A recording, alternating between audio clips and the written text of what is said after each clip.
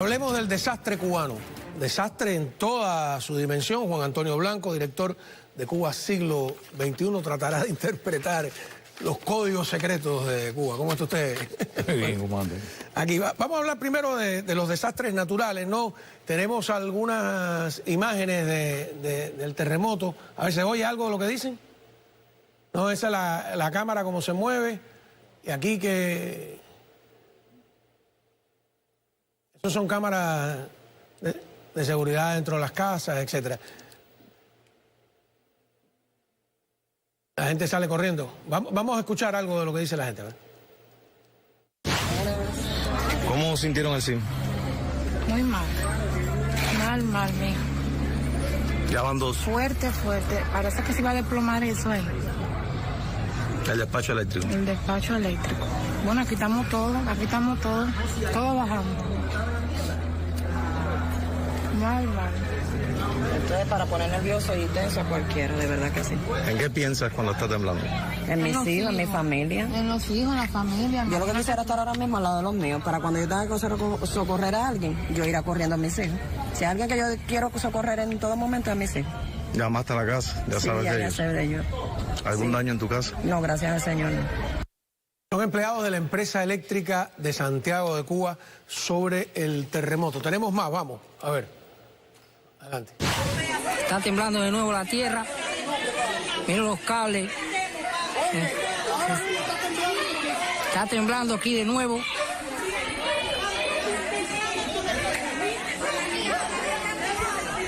Esto, en el nombre de Jesús.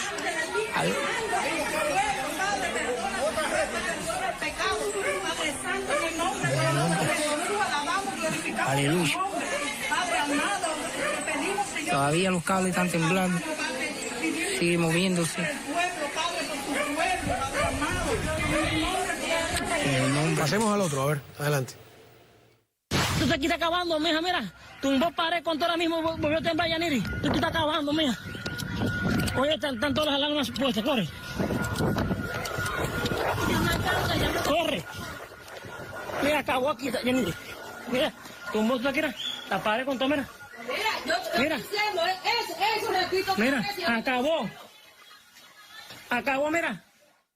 Bueno, por supuesto, Juan Antonio, no hay grandes construcciones, son zonas bastante rurales, no hay edificios altos. Me acuerdo, los 12 plantas eran los Empire State de la zona, ¿no? No hay grandes infraestructuras y eso hace que los daños sean menores. Y además porque tampoco hay prensa que lo sobredimensione ni nada por el estilo, o lo dimensione, sí. No sobre, lo dimensione, lo ponga en su verdadera dimensión. ¿Están preparados en Cuba realmente para...? Porque esto es tremendo, ¿no? Primero se les queman los tanques de matanza, le falla toda la electricidad a nivel nacional, 2 ciclones, como dice Descanel que están salados, yo creo que sí que... Pero además son muy ineficientes, ¿no? Extremadamente ineficiente porque gran parte de esta desgracia ha sido la falta de previsión, o sea, la falta de haber estado arreglando, invirtiendo y modernizando todo el parque de la infraestructura del país. Entonces hemos llegado a una situación en que parece como una maldición, en que todo confluye al mismo tiempo. Colapsa el sistema energético, colapsan los sistemas de agua, colapsa, por supuesto, el sistema de transporte también, entre las piezas y la falta de gasolina. Entonces, para colmo, vienen estos desastres naturales. Yo te digo, esto es como las 7 plagas de Tebas. Es como para salir con una Biblia en la mano a pedirle a Dios que ponga orden en el país. ¿Tú crees que aquellos que dicen que están siendo castigados por haber negado a Dios? Hay de todo, yo he visto teorías de todo tipo, bueno, ¿no? El problema es que hay mucha gente que es castigada, que no han renegado de Dios, pues en esa zona... Los que debían ser castigados están ahí con las barrigas grandes, exactamente, ¿no? Están ahí con la barriga grande y en casas mucho más protegidas y sólidas. Porque además de eso, ese es otro problema, Cao. En Cuba ya no es un problema de que te digan, viene un huracán, ¿no? Un huracán 3, un huracán 5.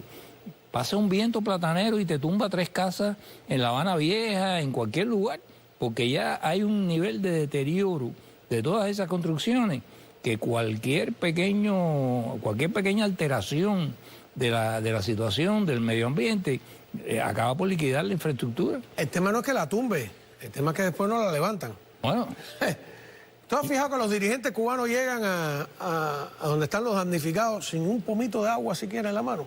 no, porque no lo A necesitan. dar, como dice, por eso la gente gritaba no más muela, a dar muela, a dar perorata, etcétera. No lo necesitan porque seguramente que en los carros tienen agua y a lo mejor hasta cerveza. Ahora, todo esto también les sirve a ellos para recabar ayuda. ¿Qué papel juega las remesas, por ejemplo? Las remesas en este momento no están siendo apropiadas por el Estado porque en su inmensa mayoría están entrando no por Western Union, sino por vía de las mulas. Y lo que le sirve a la gente dentro del mercado informal para adquirir lo que necesitan. Las remesas están en unos 3.500 millones de dólares. El turismo se le ha caído, está en alrededor de 1.000 millones. 1.000 millones que tú tienes que repartir con los turoperadores y de los cuales tienes que sacar alrededor del 70% para importar los insumos que necesitan los turistas. Y tenían los médicos que también aportaban, perdón, las remesas son alrededor de 1.900 millones y los médicos son los que supuestamente siguen aportando, pero es una cifra difícil de confirmar. ¿Son 3.500 o 3.500. 3.500 los médicos. Los médicos. Ajá, los médicos. ¿Y las remesas? Las remesas son 1.900 y el turismo, 1.000 1.000 millones en turismo, pero 1.000 millones que no son 1.000 millones. Ajá. Es decir, fíjate, entre las remesas, que me dice que son 1.900 millones. Correcto. 3.500 los médicos, ¿no? Sí. Estamos ahí en... 4.500. No, más, porque... 3.500 los médicos, 1.000 del turismo, 1.000 del turismo, 4.500. 5.200. 6.000 con el turismo. Eso es menos que lo que han conseguido con las caravanas de tráfico humano. Porque a 10.000 lo estoy poniendo por lo bajo, que cuesta cada uno salir. Y en Estados Unidos, según la propia migración norteamericana, han llegado a 850.000 en menos de 3 años. Estamos hablando de 8.500 millones de dólares en tráfico humano. Las actividades de comercio... Más que todos esos renglones que me ha dicho usted juntos. Sí, las actividades de la economía ilícita, entre las cuales está el tráfico humano, son las que realmente están entrando al país. Entre ellas el lavado de dinero. El lavado de dinero consiste básicamente ya no en el tráfico por vía del territorio nacional, la actividad que había antes con MC de traficar por vía del territorio nacional cocaína y otras drogas, les resultó demasiado peligroso a ellos. Entonces cambiaron su actividad para especializarse en lavar dinero sobrefacturando construcciones. O sea, esta cosa que tú dices, ¿cómo es posible que el 39% de las inversiones vayan a hoteles y solamente el 9% a agua, electricidad, agricultura? La explicación es porque no tienen interés en el bienestar de las personas, pero tienen interés en construir hoteles para tener justificación, para sobrefacturar y de ahí sacar las comisiones que ellos sacan y lavarle el dinero a los socios narcotraficantes, que eso sí siguen haciendo su fechoría. Y aparte de eso, cada vez que se le pega una actividad como esa de la migración masiva, pues esa es otra entrada. Pero también está el propio tráfico de los médicos, es en cierta forma un tráfico de mano de obra forzada, y no solo de los médicos y otros profesionales que ellos mandan a universidades a dar clases, profesores de educación física, deportistas, a los cuales también le quitan una buena parte del salario. Todo eso son actividades en realidad ilícitas desde el punto de vista internacional. Cuando regresemos de la pausa, me gustaría que usted me respondiera si es cierto eso que estoy leyendo por internet, de que en realidad Cuba no ganó nada del juicio de Londres por impago y que si el 7 de diciembre no pagan, pues entran en un problema financiero internacional importante. Te adelanto la respuesta, sí, le puede suceder. Sí, bueno, pues vamos a ampliarla cuando regresemos de la pausa. Estamos hablando con Juan Antonio Blanco y sí.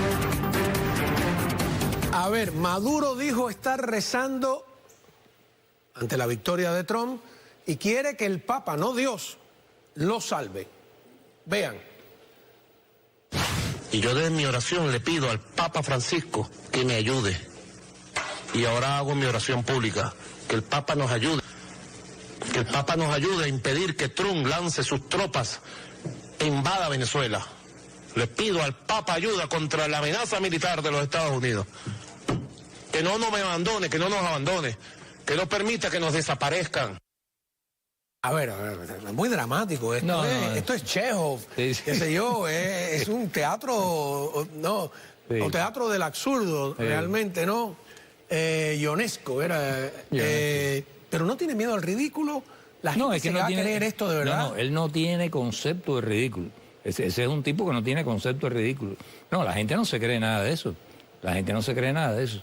Mucha gente pediría a Dios que precisamente viniera a los Estados Unidos o Dios mandara tropas por sí mismo para sacarle a Maduro de allí.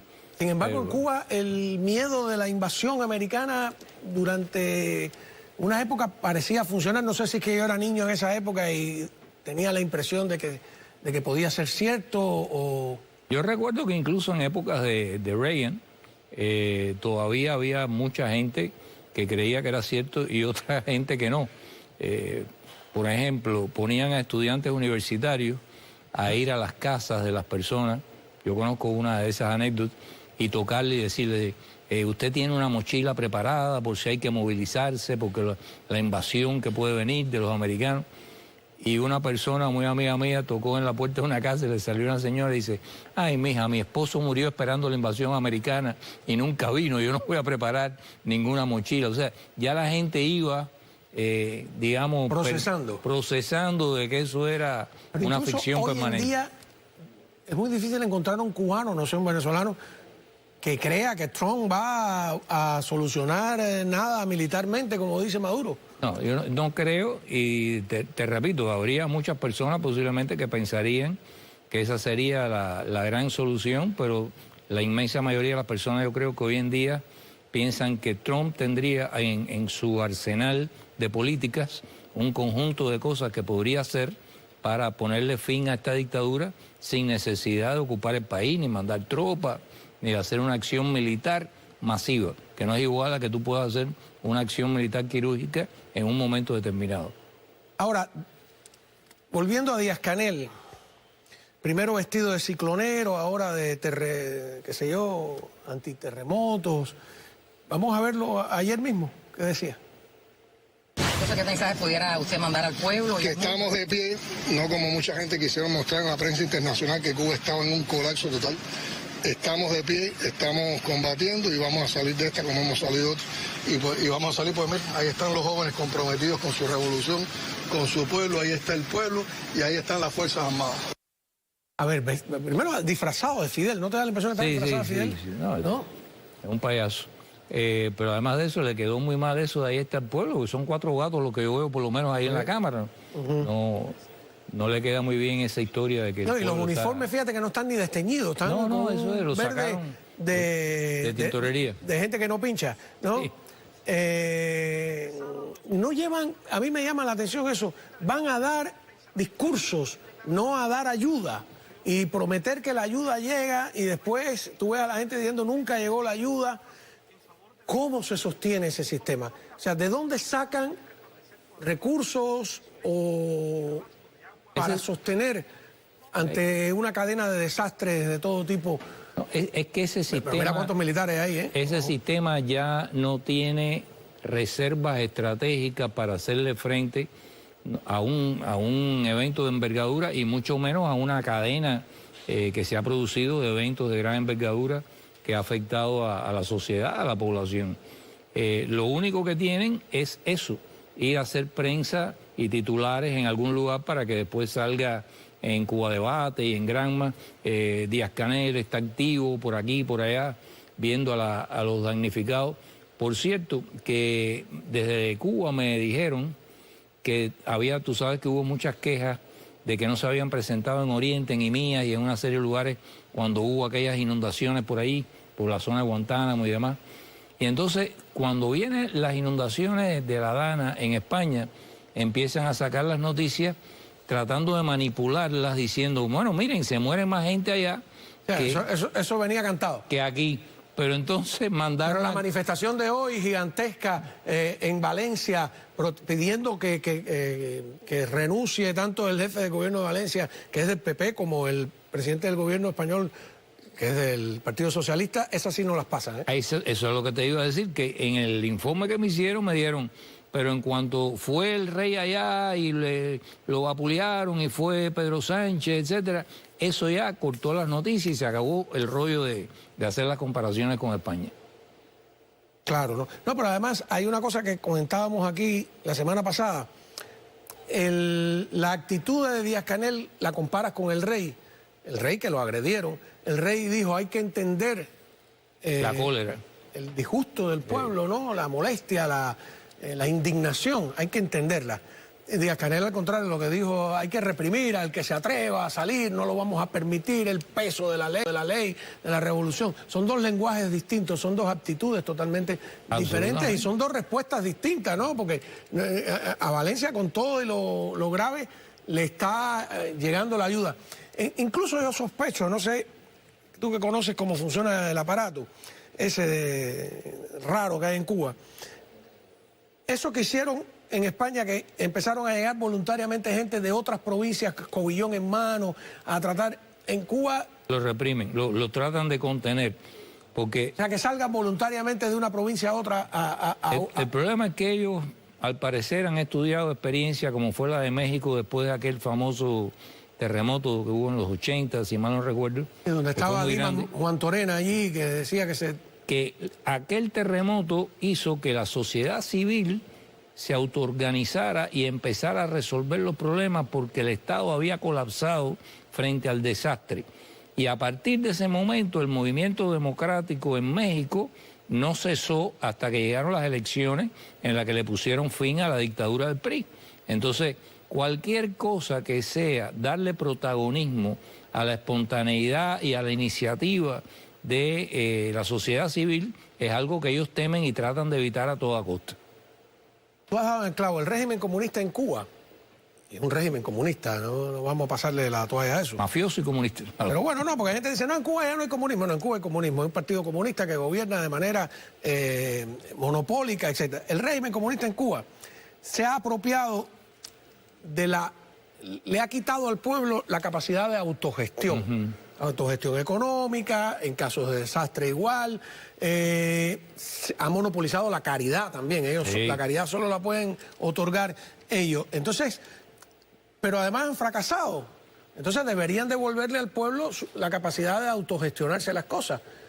Y no es así. Y eso lo tienen en la política interna, cuando, como estamos hablando aquí, como estamos conversando, impiden que se desarrolle la iniciativa de las personas para ir solidariamente a ayudar a otras personas, y en la externa, cuando imponen condiciones que deberían ser inaceptables para todos los estados y todos los organismos internacionales, como es, por ejemplo, de que a ti te entreguen una donación y que esa donación el Estado se apropie de ella y después tú encuentres partes de esa donación vendido en dólares o que se la vendan en dólares. No las regalan, las venden. Exacto. Como no tienen suficiente. Eso está prohibido internacionalmente. Para todos no pueden regalar. Cuando a ti te hacen una donación, eso va directamente a las víctimas hasta donde alcance. Pero tú no puedes vender una cosa que es un donativo de otro país. Y además de eso, se apropian de varias cosas. Se apropian de la donación, lucran con la donación, tratan de sacarle partido político a la donación, o sea, ellos son los que gestionaron la donación y llegan a los lugares con algo que le ha dado otra entidad, otro país, otro estado, pero lo presentan como esa es la gestión que ha realizado el gobierno cubano. Y eso realmente no es así, es parte del mecanismo diabólico de un estado totalitario. Vamos a hablar precisamente de donaciones cuando regresemos de la pausa, de la naturaleza contaminada, de la ayuda que acepta Cuba, porque no es la que tú quieras mandar, es la que ellos aceptan y la que ellos procesan y todo tiene que ser a través de ellos. Ya volvemos. Pregunta clave, la ayuda a Cuba parece ser más ideológica que práctica. De hecho, cuando otras veces han rechazado ayuda norteamericana, pero en este caso se trata de grupos totalmente que coinciden con el régimen castrista. De hecho, yo creo que este Partido Socialista de la Liberación, que tenía 2 candidatas latinas en la boleta electoral, participan directa o indirectamente de esta recolección de ayuda. Es una ayuda ideológica. ¿Podríamos tú y yo, por nuestra cuenta, sin que el gobierno tuviera intermediario? Está demostrado aquí que cada vez que alguien que es reconocido como exiliado, opositor, activista de derechos humanos ha tratado de hacer una recolecta y enviarla, la han bloqueado.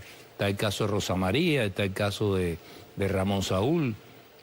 O sea, ellos admiten para el show con las cámaras a aquellos grupos que expresan al llegar allá con 4 cajitas su solidaridad y su... Ahora, en esta página han reunido ya más de $221,000, es lo que veo. Eso no es nada para el nivel de la tragedia, ¿no? Es solo la caja de una bodega aquí en la calle 40. Y hay que ver de qué manera han estimado los 221,000, si eso es cash que han recogido o si eso es el valor que ellos han atribuido a la mercancía, que son 2 cosas muy diferentes.